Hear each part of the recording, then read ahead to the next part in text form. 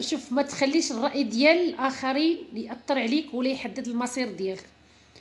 وراه الا تذكرتي الانتصارات الصغيره اللي حققتي في حياتك واللحظات الصعيبه اللي خرجتي منها بعد ما كان اليأس انه وصل اللقمه ديالو، ودير في بالك انه كيف ما وصلتي قبل راه قادر حتى دابا توصل.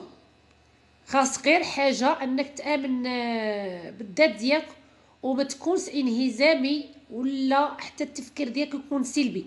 خاص دائما يكون التفاؤل هو السلاح ديالك، ويكون عندك واحد الامل واخا الظروف تكون خايبه، وما تكونش منطقي. قادر تصنع المستحيل، كل شيء ممكن، ولكن غير ما تسمعش لهضره الناس الاخرين اللي كانوا هما ضعاف وما وصلوش، وما تخليهم ياثروا عليك بالهضره ديالهم السلبيه والمتشائمه. واخا تفشل راه المحاوله تتعد بمثابه شرف ليك. المهم غير خاص الاخرين ما يميلوش عليك اشنو دير واشنو ما درتيش. انت اللي خاصك تختار الطريق ديالك اللي بغيتي تمشي فيها، وما تخليش الراي ديال الناس الاخرين ياثروا عليك ولا يحددوا المصير ديالك.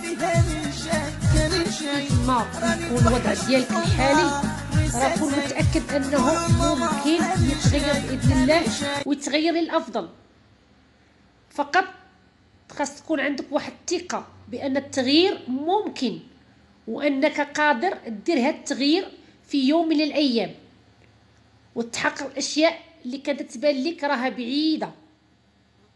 المهم خاصك هو الاصرار والعزيمه، وانك ما تيأس والو، ودير بالك ان الناس اللي وصلوا راهم كانوا بحالك ودازوا من نفس الوضع اللي انت اللي عايش فيه الان، ويمكن كانوا كفاس منك كاع، ولكن راهم تحملوا المسؤوليه ديالهم وغيروا حياتهم.